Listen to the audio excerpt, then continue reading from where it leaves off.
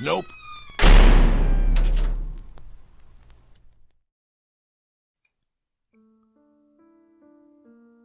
I'm somewhat of an experienced outdoorsman. From a young age, I've loved to fish and hike, and more recently have gotten into firearms, hunting, and shooting. Over my 20 years, I've picked up some good tips and tricks for those of you who might go camping, hunting, fishing, whatever. I'm from the Midwestern US, and that's where I've spent most of my time off the beaten path.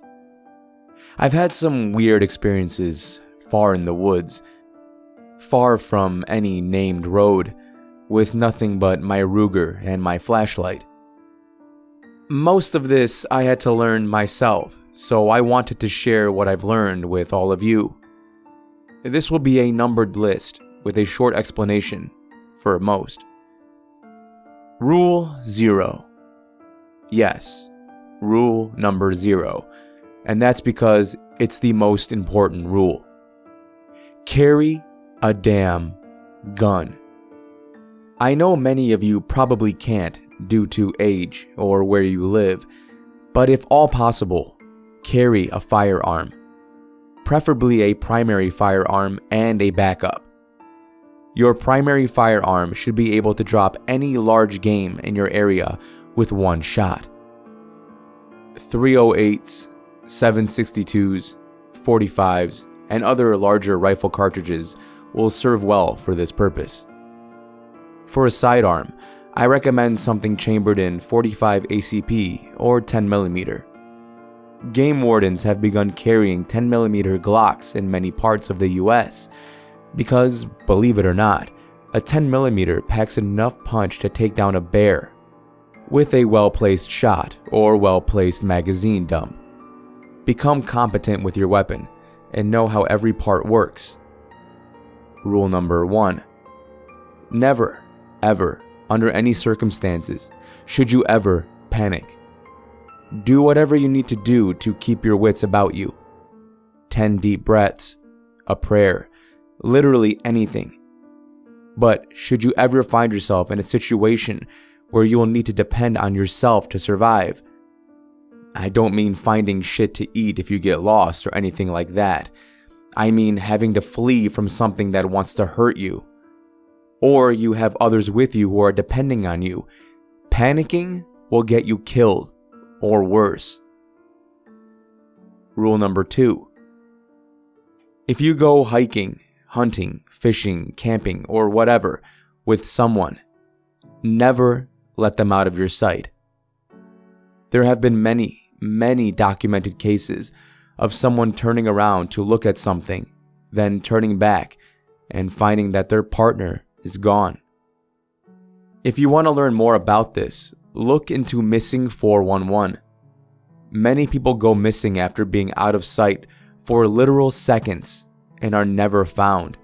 Or sometimes their clothes are found neatly folded on top of a boulder 10 miles away, up a mountain 10 years later, or similar impossible circumstances.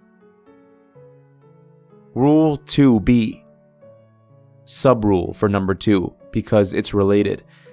Not to sound like an a-hole, but if you're going to bring someone with you, make sure they trust you and can follow directions to the letter and without hesitation should the need arise.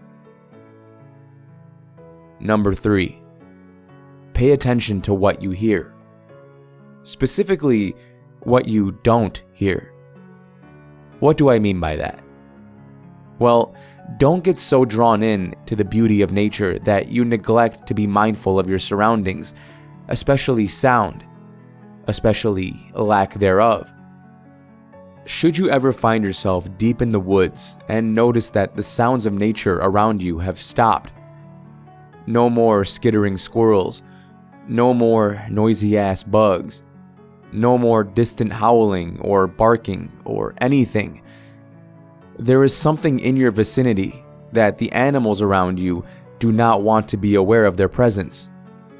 If that ever happens, I highly recommend turning around and going back the way you came at a steady and measured pace. Do not run, do not scream, Do not allow your breathing to become particularly panicked. Basically, keep your shit together and get the hell out of there. Because if the animals all around you were smart enough to do so, follow their example. Number 4. Should you smell roses or copper out of nowhere, say loudly but firmly, "I have a right to be here." Should the smell persist, it would be wise to go back the way you came, again at a quick but measured pace, and do not run or show signs of panic. Aside from persistence of the smell, should pebbles or rocks be thrown at you from an unseen location, go back the way you came. Except now, it's fine to run. And you probably want to make sure you have a round in the chamber while doing so. Number 5. If you smoke cigarettes, good. Smoke a cigarette or a pipe while you walk. The smoke protects. Number 6. Stay away from boulder fields. Many people go missing in boulder fields.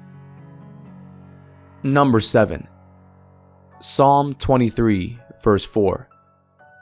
Though I walk through the valley of the shadow of death, I shall fear no evil, for thou art with me. Thy rod and thy staff, they comfort me. Number 8.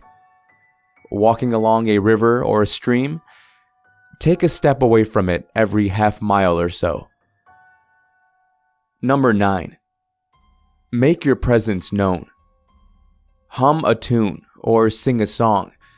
Sing a march or think out loud.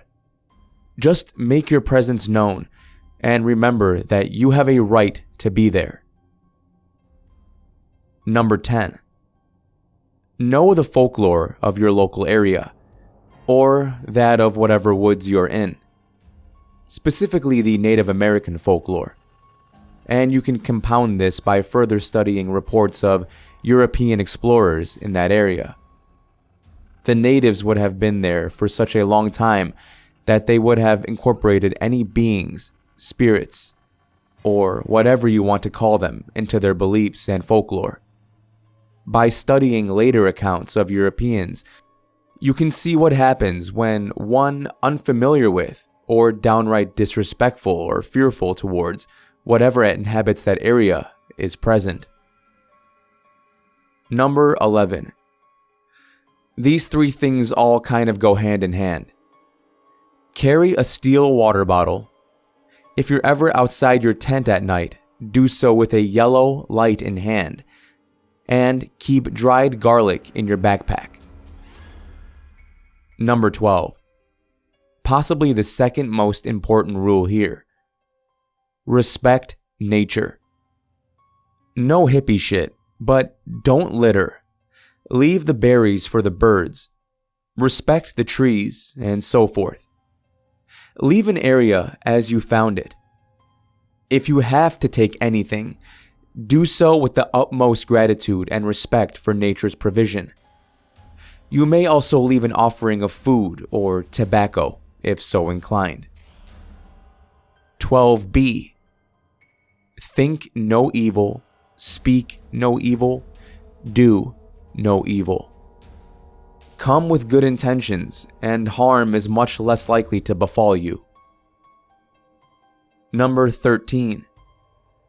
If you ever feel an unexplainable, almost implanted, as if it wasn't your thought or idea, urge to move away from your group, you must ignore and fight that desire with all of your willpower. And number 14.